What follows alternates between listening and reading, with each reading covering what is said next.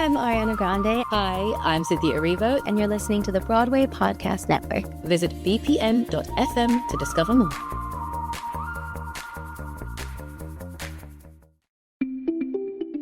Hey, it's Susan Blackwell from The Spark File, your one-stop shop for creativity where our doors are open and we are calling all brave creatives. The new year is upon us, and if you're feeling uncertain about the world or your creativity, we have got good news. Did you know uncertainty is where creativity thrives? And when you're experiencing uncertainty, the plane of possibility is huge. We're inviting you to make certain that your 2026 heads in the right direction. Join us and other awesome creatives on January 3rd for the SparkFile 2026 New Year Creativity Kickoff. At this one-day virtual retreat, you'll clarify what you want to create and how you want to get there. You'll meet other makers, you'll tap into creative freedom and possibility, and you're going to leave with an action plan for making your creative dreams a reality.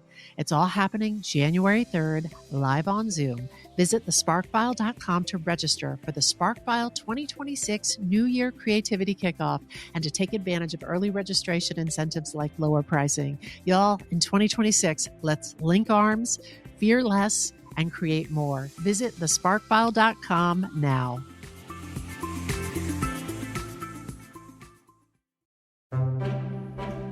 Shakespeare can be intimidating for artists, for audiences. People often put Shakespeare on a pedestal or try to dumb it down. We're doing neither. We're taking these texts that still resonate in so many ways and handing them to a diverse set of today's most exciting playwrights and saying, what would you do? How would you translate this into contemporary English verse from your perspective, using your knowledge and your artistry? We're here to decolonize and democratize Shakespeare because these stories are for everyone. Visit playonshakespeare.org to find a modern verse translation of Shakespeare and get the playwright back in the room. The SparkFile podcast may contain profanity and other adult content. Please use your discretion. When I bump into something that inspires me, I dump it in my spark file. Could be something that I want to make or how I want to be. I pump it in my spark file. I jump into my spark file. Let's open up the spark file. Welcome to the Spark File, where we believe that everyone is creative, but smart creative people don't go it alone. I'm Laura Camion. And I'm Susan Blackwell, and we are creativity coaches who help people clarify and accomplish their creative goals. You should know that just by listening to this podcast, you are joining a warm and wonderful clan of creatives. But you may also be asking yourself, what exactly is a Spark File? A Spark File is a place where you consistently collect all of your inspirations and fascinations.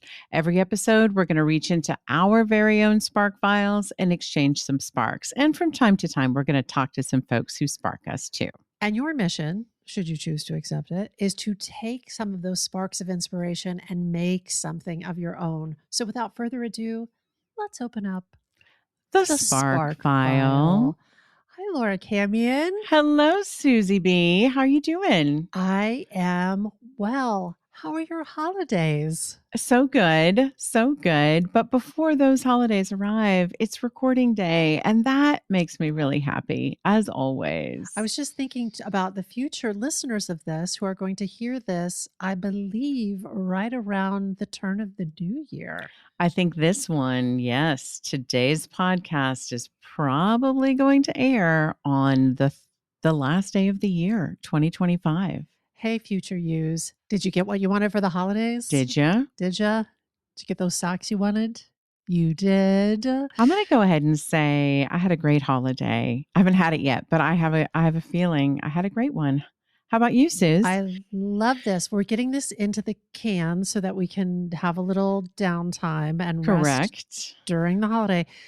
I love this. Let's set the intention.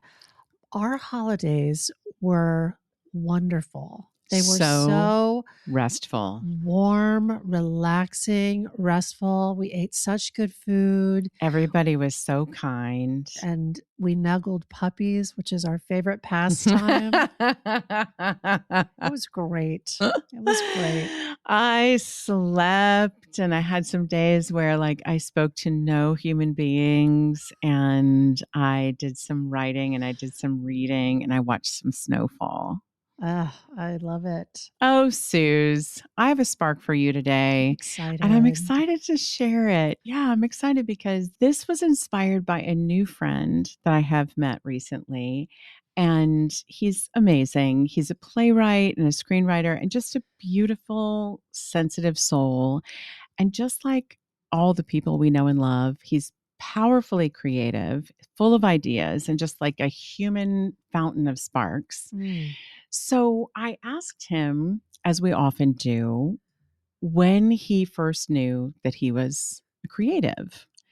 And he reminded me, and his answer reminded me of a book that I had not read in a long time. He said, when I was younger, I read The Alchemist by Paulo Coelho. And I just knew this was my calling, my destiny, my path, whatever you want to call it. This was it.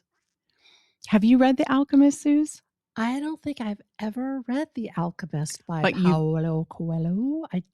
I've heard of it, but it's all new sparks to me, Laura Camion. So I'm a perfect audience. I am so happy to share it with you because I read it many, many years ago. But thanks to this little bit of inspiration, I felt compelled to go back and read it again. And I'm not alone in that. In doing my research and putting this all together, so many people are like, every few years I go back and I read this book. Wow. I was like, well, count me in. I guess I'm among you guys now. I feel like I've heard Sparkfile community member Angela Grant Saunders has talked about The Alchemist. That would not surprise me at all. Yeah. Not one bit. So, you know how you pick up old things, but suddenly you understand things in a new way, like Through at different new times in eyes. your life. Yeah. Absolutely. Yeah. New experience, miles on the road. You're like, yeah, I get that now. Yeah. Different things. And I really loved having that experience this time around. This book, on top of everything else, this book has an incredible story of success. First failure and then success. So, I love to read about this. When it was first published in Brazil in 1988, it had a print run of 900 copies and it barely sold any. The report for the first week was one book sold. And the second week, a second book was sold to the same person who came back to buy another copy. Okay? Promising, but still way too low there. Yeah. That is, I love where you're headed with this because I know now this book is wildly successful. And I always love a reminder. Sometimes it's a slow burn. It's a long fuse. Susan, it was categorically a complete and total flop. The publisher was not impressed. The publisher dropped the book and Coelho as an author, done. But he really believed in his book. So he kept at it. He eventually got a new publisher. They dedicated some strategic marketing to the effort. They got actually quite creative. I won't go into that on this podcast, but they got into some creative ideas. Nice. It was translated into 80 different languages. Wow. It was on the New York Times bestseller list for more than 300 weeks. Wow. Think about how many years that is, friends. That is 6 years. Huh. And is my math right on that?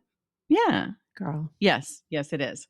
I'm proud of that. Eventually, it sold more than 65 million copies worldwide and still counting, I'm sure. Wow. All of this is because he did not give up on himself or his own work. It's actually incredible because It mirrors some of the central themes of the book itself, which is all about persistence, faith, and following one's personal calling. So, of course, this time around, I couldn't help but to view the story and the messages as they relate to creativity specifically, and the very specific but universal challenges that can come with pursuing your creative vision. So I was thinking about it through the eyes of our coaching programs, our clients, et cetera. But let me first tell you about the story itself. Thank you, because I know nothing. I'm going to tell you everything. I Right. mean, not everything. That's not true. I'm going to tell you what you need to know about the story. Then you can read it yourself. No spoilers. No Okay. spoilers. Listen, The Alchemist is a fable about a shepherd boy and his dream. Some say that this is a deceptively simple tale. It is deceptive in that way. Don't be fooled. Do not be fooled. There's a big, deep meaning in all of it. So the boy's name is Santiago, and the catalyst for the story is a recurring dream he has about treasure near the pyramids of Egypt. Of course, the plot is driven by the possibility of searching for treasure, but it really is a story of self-discovery. You won't be surprised to know that much of the treasure that he found was the lessons he learned, the people he met, and the experiences he had along the journey. In the end, I'm not going to spoil it for you whether or not he got the literal treasure, but I will tell you that the greatest gift he obtained was perhaps the deep understanding he had of himself, his deepest desires, and his connection with everything around him. Is there a clue to the outcome in the title, The Alchemist? Somebody who turns lead into gold? It plays into it, but he is not the alchemist Okay. in that sense. Okay. Look at me. I'm trying to solve this like a mystery. I'm just laughing because it is a book that came out in 1988, and we are just going to be very careful not to let you know how it ends. I appreciate it. So listen, I'm going to stop right there and say that this all speaks to me in regard to our creative work. Like, we talk to so many creatives who have an idea for something, and it means so much to them, and rightly so, that it's easy to get attached to a very specific outcome. Like, if I write this book, I need it to change my life in these ways. I need it to make me rich. I need it to make me famous. Yeah. I mean, Yes. how many 80s movies centered around the idea that if only I do this, if only I win the talent show competition, I'll be popular, or the girl that I love will love me back. Like a very specific outcome. And of course, we are fierce advocates for the fact that creativity begets creativity, and allowing yourself to be creative, tapping into your creative abilities in any way has innate and inherent and intrinsic value that cannot be measured. You will never know what kind of possibilities lie on the other side of you following a creative impulse unless you take it. Maybe the outcome will be exactly what you hoped for. Maybe it'll be even grander. Maybe it will surprise you with treasures you hadn't even imagined. Maybe you meet new people and that leads to new experiences or new careers or new energy. Maybe this project is simply clogging the pipeline and you just need to do it and get it up and out of you, Yes. clearing the way for the 24 other ideas that are piling up on the creative freeway. Perhaps the gift you are looking for is in one of those ideas, and you'll never get to it unless you get this first one or this next one out of the way. So one of the primary messages of the book is about how essential it is that we follow our personal calling or our personal legend. Koalo believes everyone has a personal legend. It's the thing you truly want to accomplish in this lifetime. But so few people ever achieve their personal legend. In fact, so few people even pursue their personal calling. In recent editions of the book, he has written a foreword to The Alchemist, where he outlines the key reasons he believes people don't pursue their personal calling. And I want to share this forward with you. I'm going to read some of it and I'm going to converse with you from time to time, Sue. So look alive over there. We're going to dig into it. I'm with you. All right, here we go. He writes, "What is a personal calling? It is God's blessing. It is the path that God chose for you here on earth. Whenever we do something that fills us with enthusiasm, we are following our legend. However, we don't all have the courage to confront our own dream. Why? There are 4 obstacles. First, we are told from childhood onward that everything we want to do is impossible. We grow up with this idea, and as the years accumulate, so too do the layers of prejudice, fear, and guilt. There comes a time when our personal calling is so deeply buried in our soul as to be invisible, but it's still there." Oh, Suze, this really resonated. How many of our clients have expressed a deep knowing, the thing that they knew they wanted to do as a kid, the thing that maybe came easy to them or at least came joyfully to them, only to pile on years of, but I should do this other thing. I should be responsible. I should X, Y, or Z, only to have that original knowing knocking around in their brain for years and years. It is never too late, friends. As long as we draw a breath, you can still take steps towards your personal calling. You can still pursue that dream.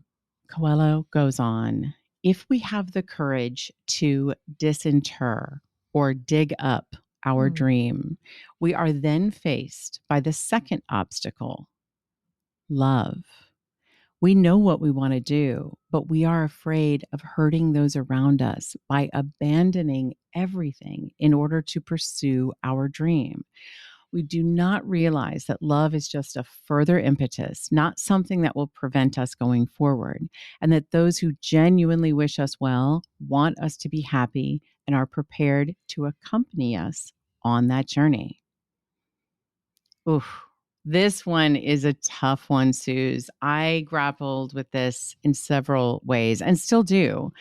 One is when I think about the choice to leave home and leave family in pursuit of a entirely different life. I'll never know what my life would have been like if I'd stayed living in Topeka, Kansas or Manhattan, Kansas.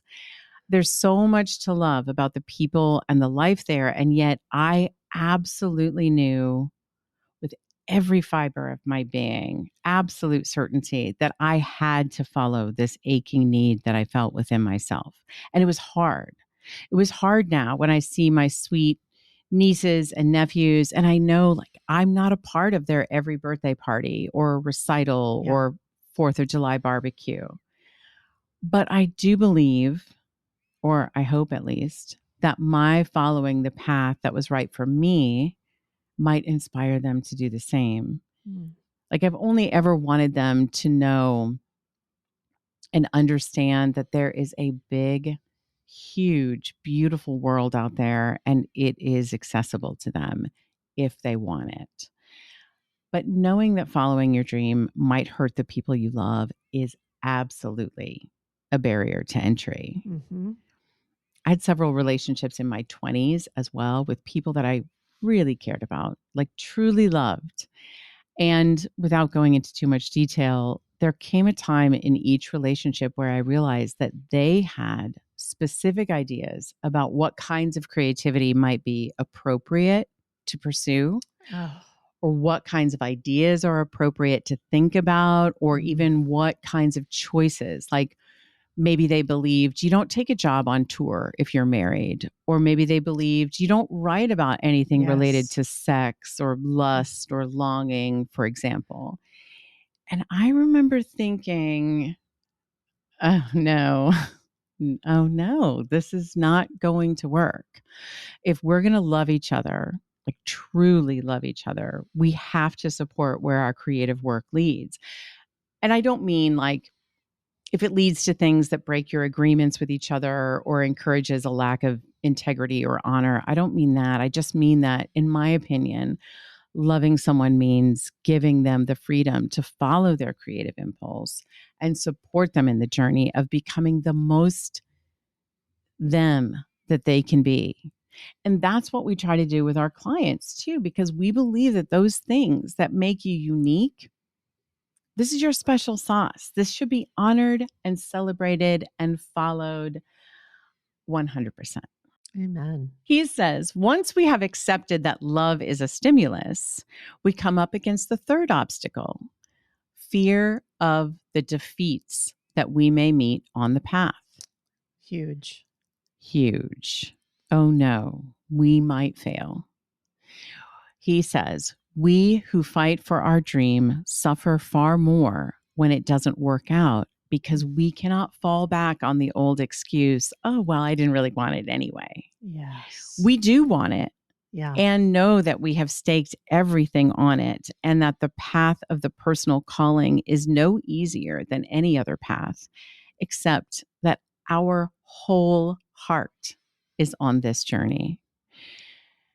We warriors of light must be prepared to have patience in difficult times and to know that the universe is conspiring in our favor, even though we may not understand how. So why is it so important to live our personal calling if we're only going to suffer more than other people?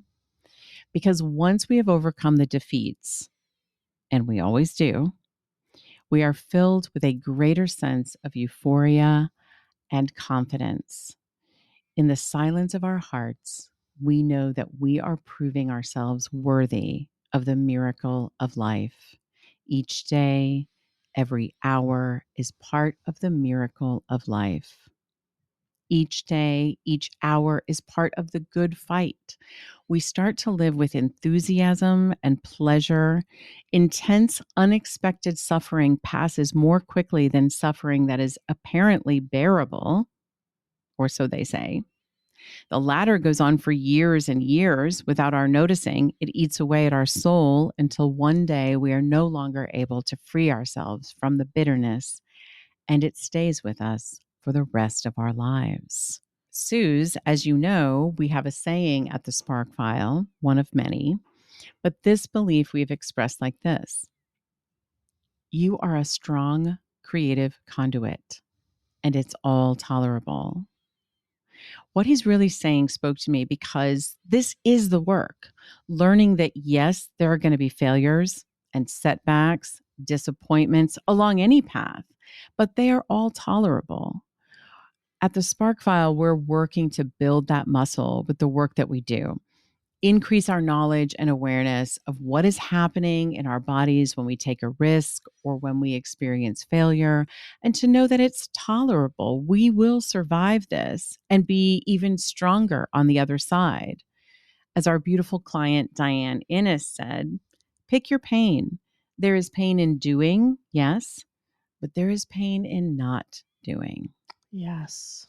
And so I think he's basically saying, yeah, I mean, it's going to be painful, but don't kid yourself. It's going to be painful either way. You will either live with the pain of, I don't know, the vulnerable feeling of having put it all out there, that people know that you really want this and you will either get it or not get it, or you will live with the quiet day-to-day suffering of knowing that you never tried.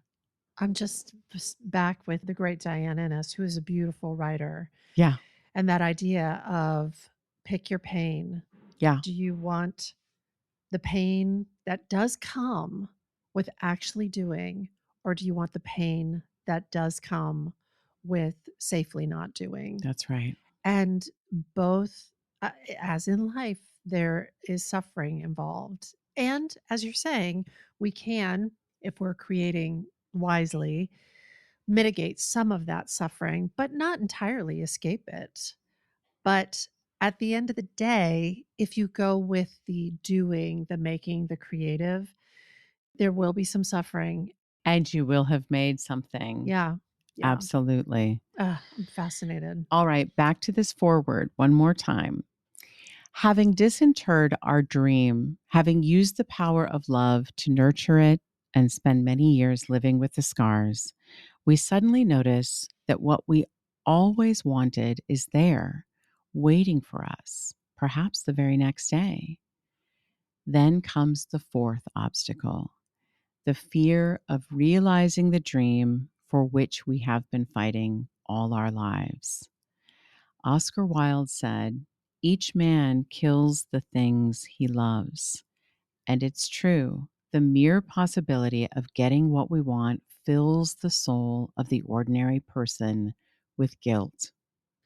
We look around at all those who have failed to get what they want and feel that we do not deserve to get what we want either.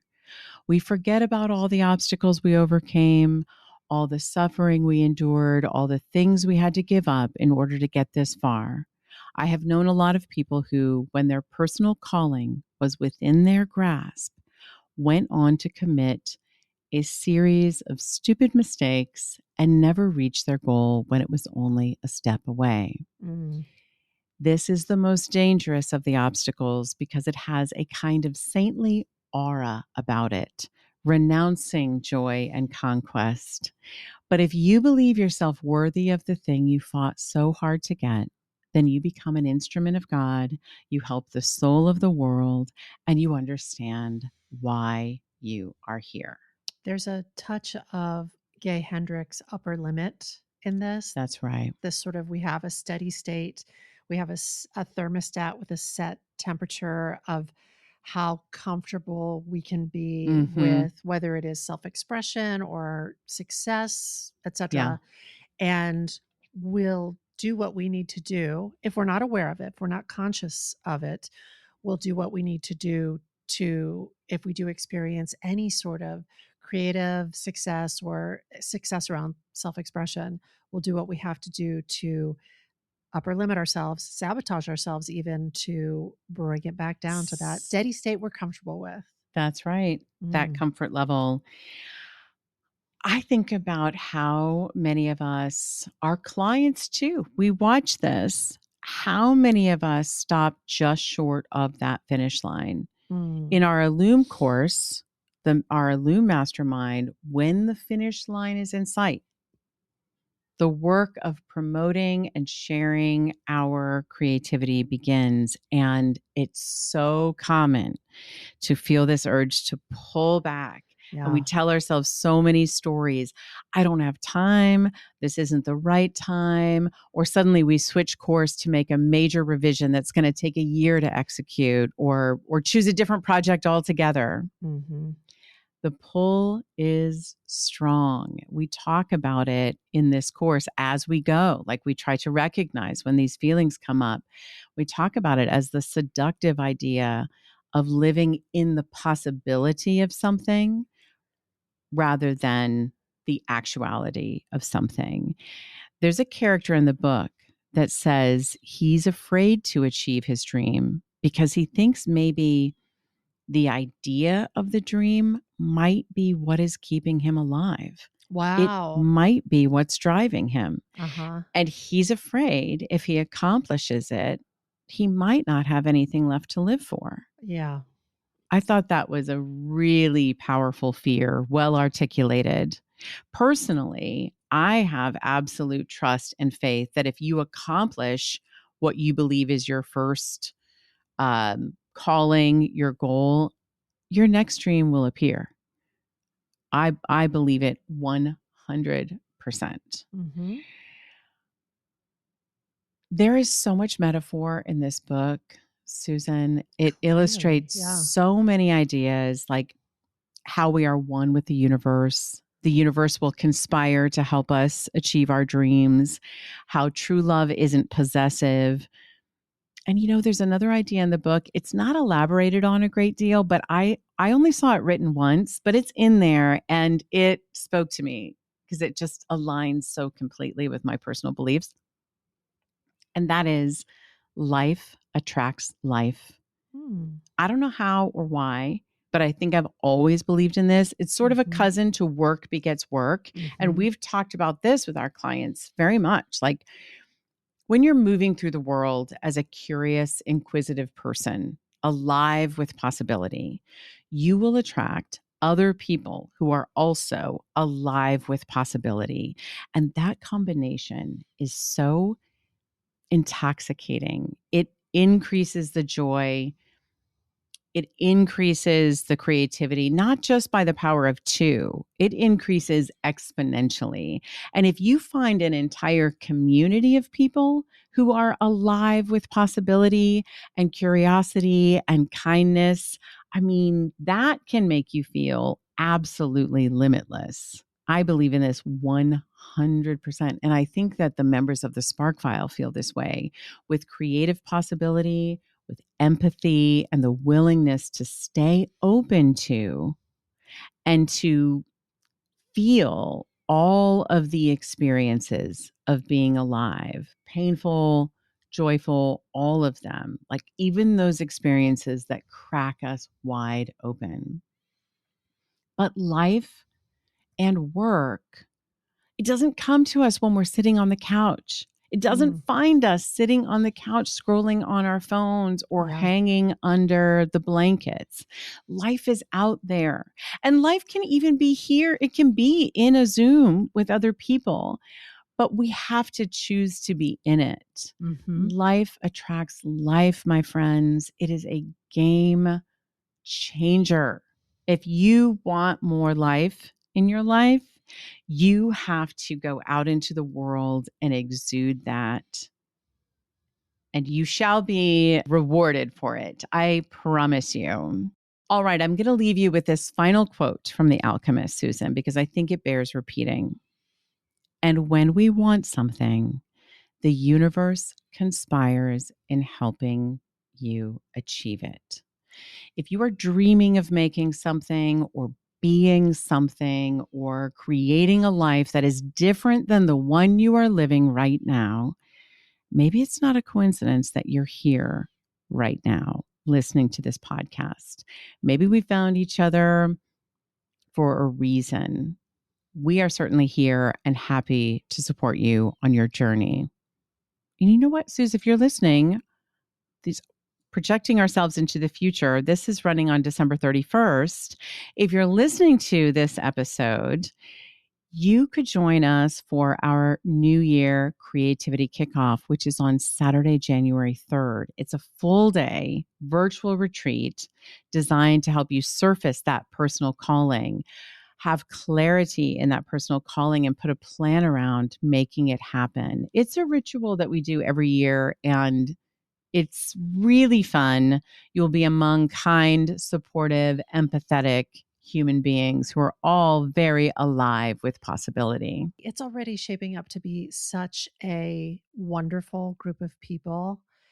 So just co-signing and verifying that if you want to get more life in your life and also just set yourself on the good foot for the new year in terms of your creativity, your personal vision for yourself, we hope you'll join us. We sure do. That's me, Spark, Suze. And I want to say thanks to my friend Xavier for the inspiration to reread this beautiful book. Thank you, Xavier. I'm so struck as you share about this spark. It sounds like Paulo Coelho in this book has written a fable that pulls together all of these different threads that speak to what it is to be a human, to be alive, to be creative, and to be in pursuit.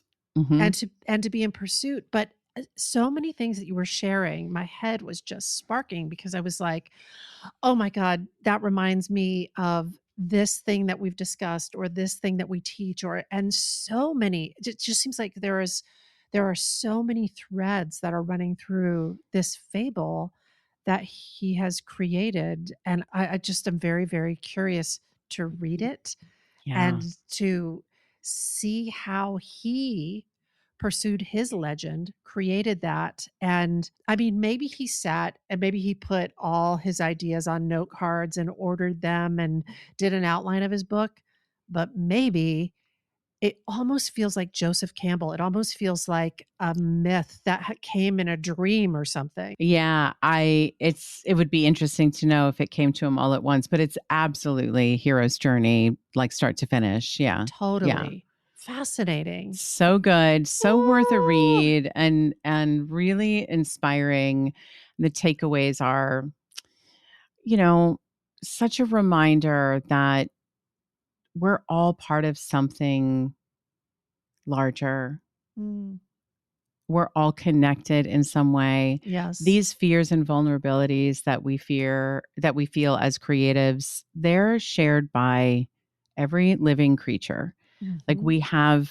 we all have it in common, and there's no shame in that. Yeah. So that's me, Sparks, Suze. Hey, listen, happy holidays and happy almost New Year, friends. Or if you're listening to this in 2026, happy New Year.